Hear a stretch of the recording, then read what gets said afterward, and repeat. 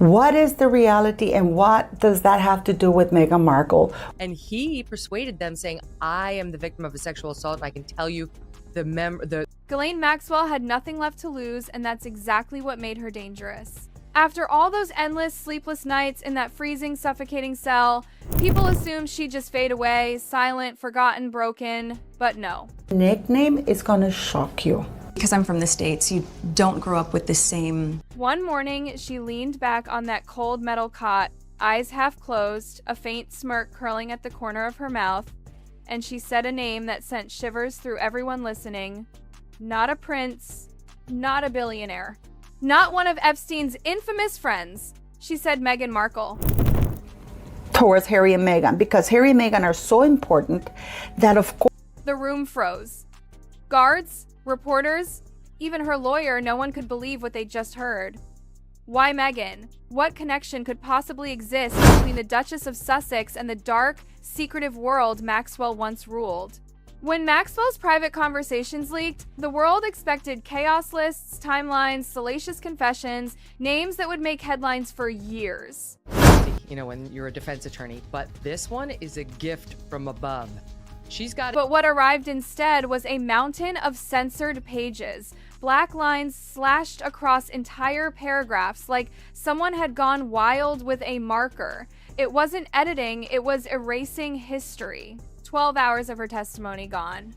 Every crucial sentence blacked out. The world didn't see a redaction, it saw fear pure, shaking fear. Officials tried to brush it off, insisting the redactions were standard privacy measures.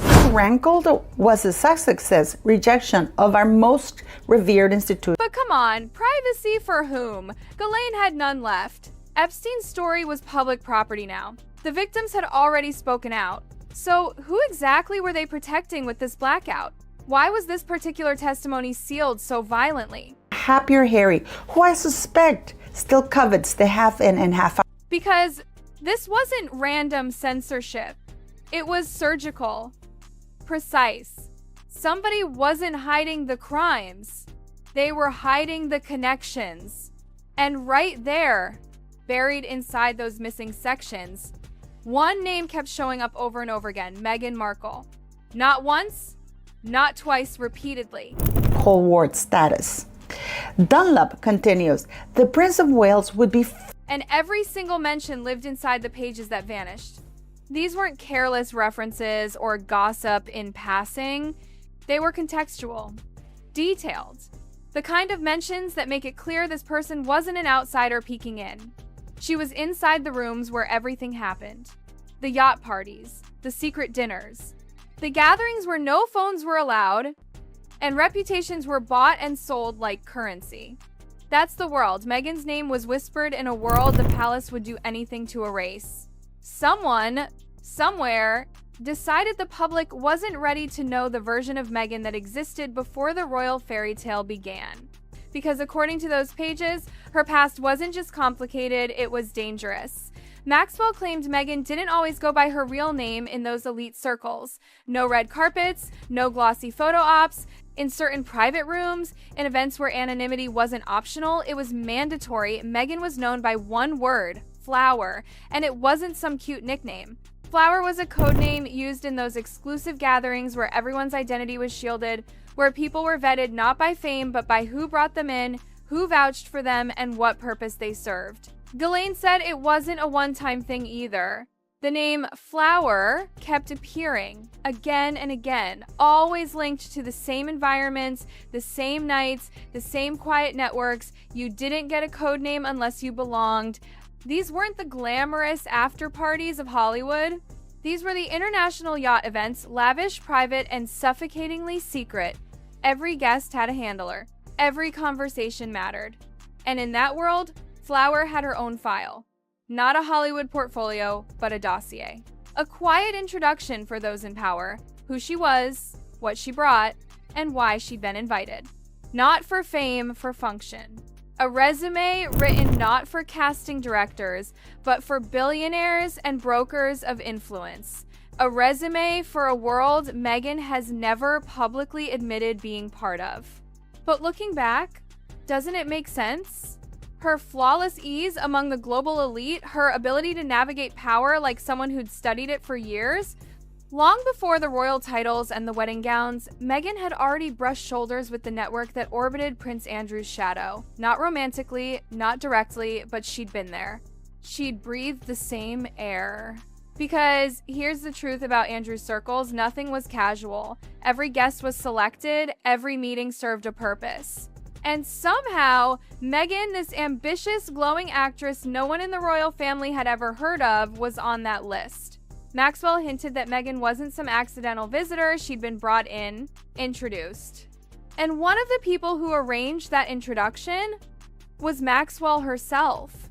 Years later, when Meghan entered royal life, some insiders didn't look shocked at all. They looked like they'd seen her before because they had... And every Tangled story like this always has one woman who knows everything but says nothing. In this case, that woman was Sarah Ferguson, the Duchess of York. Most people think Meghan met Fergie for the first time before the royal wedding, during that adorable teach me how to curtsy moment, but insiders whisper something else entirely. They say the two crossed paths long before Harry ever came into the picture, back when Meghan, still known as Flower, was attending the same social gatherings where Maxwell and Epstein's networks overlapped. Fergie wasn't a stranger to those circles either. She danced that dangerous dance for years, part socialite, part survivor, always balancing scandal with charm. And behind those smiles, she saw things. She remembered things. She understood patterns. Because the royal family doesn't fear scandal, it fears patterns repeating themselves. And Sarah, more than anyone, recognized what she was seeing. If Maxwell's world was the dark, silent undercurrent no one dared to acknowledge, then Soho House was the sparkling surface everyone pretended was innocent. A members-only paradise where introductions were priceless, secrets were traded over champagne, and reputations were carefully engineered. Behind much of that glitter stood one man, Ron Burkle, billionaire, connector, friend of the powerful. He was the gatekeeper between Hollywood, politics, and royalty. And quietly tied to that same web of influence was Ghislaine Maxwell. April 2015, Istanbul. The grand opening of Soho House Istanbul. The guest list was dream royalty, media giants, elite funders, and yes, both Prince Harry and Meghan Markle were there. Rumors say Burkle himself arranged the seating, carefully pairing certain names that needed to collide. Others whispered it wasn't fate, it was orchestration. Meghan's appearance wasn't random. She'd been placed in that orbit by friends who already knew how easily she could blend in, how polished she looked under pressure, how perfectly she played the part. That night changed everything. After Istanbul, Meghan's career shifted overnight. From actress to activist, from TV face to global citizen, from flower to future duchess, you don't climb that fast without someone powerful smoothing the way. Someone who already knew where she came from and who she might expose if she ever talked. Many assumed those blacked out lines in Maxwell's leaked files were protecting Meghan, that the palace stepped in, that some invisible royal hand sealed her past. But no, look closer. Those redactions didn't protect Meghan, they protected the men. The donors, the royals, the billionaires, the names that would blow the walls off Buckingham if paired with Maxwell's testimony. Meghan wasn't the predator, she was the witness. The girl who'd seen too much before she ever became a duchess. The one who could recognize certain faces in certain photographs, whose memory alone could destroy careers. And that's exactly what made her so dangerous. She didn't need to do anything. She just needed to remember. Because back then, she wasn't a duchess, she was invisible. And invisibility was power in that world. She saw things others couldn't afford for her to see. So when she suddenly reappeared, glowing in royal headlines, arm in arm with Prince Harry, certain people in the palace didn't panic because of her personality, they panicked because of her past. They knew where she'd been, they knew whose rooms she'd entered, and they knew those rooms led straight back to the darkest chapter of royal history. That's why William's mistrust runs deeper than tabloids admit. It's not just about interviews or Netflix or California, it's about proximity. Meghan's proximity to names and places the palace desperately needs forgotten.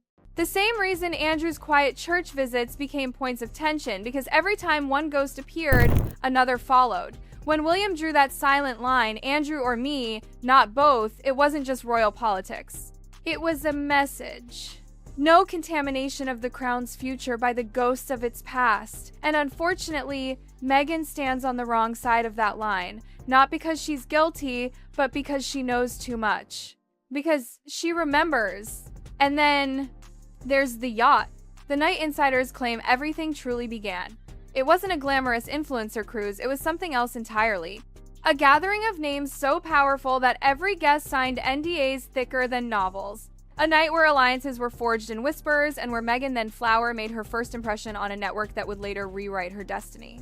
That yacht became the invisible spark that lit the fuse. From secret guest list to Soho House Istanbul. From there to Harry.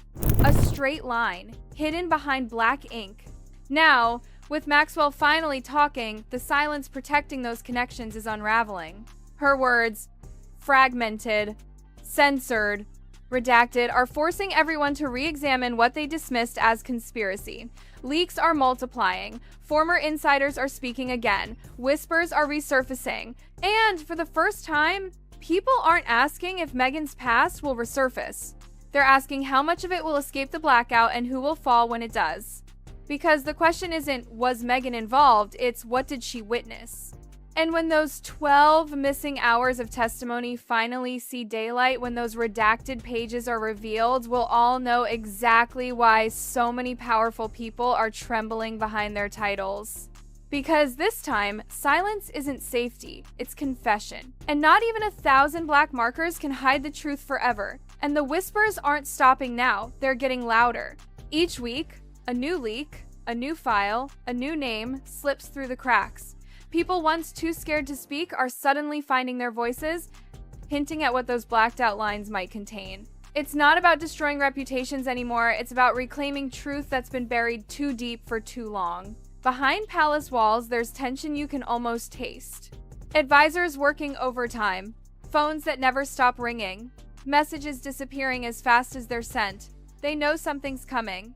And this time, it's not the tabloids they fear, it's the receipts. Because Maxwell didn't just gossip, she documented every event, every alias, every flower she ever met. And Meghan? She's walking through her new California life like nothing's wrong. But deep down, she must feel it, the quiet rumble of a past refusing to stay buried. The same faces she once brushed past in secret rooms now appear in her nightmares, in the headlines she can't control. Every time someone mentions Maxwell's files, her name trends again, and no amount of royal PR spin can stop it. That's the cruel beauty of truth. It waits. No matter how long it takes, it finds its way back to daylight. The same way a single whisper in a prison cell can unravel the polished fairy tale of a duchess. Ghislaine's final act wasn't revenge, it was revelation. And now that her story is spilling out, no palace order, no legal threat, no blackout marker can erase what's already been spoken. Because once Flower bloomed in that world, she left a scent that can't be forgotten. And one way or another, the world is about to find out exactly what kind of garden she was part of.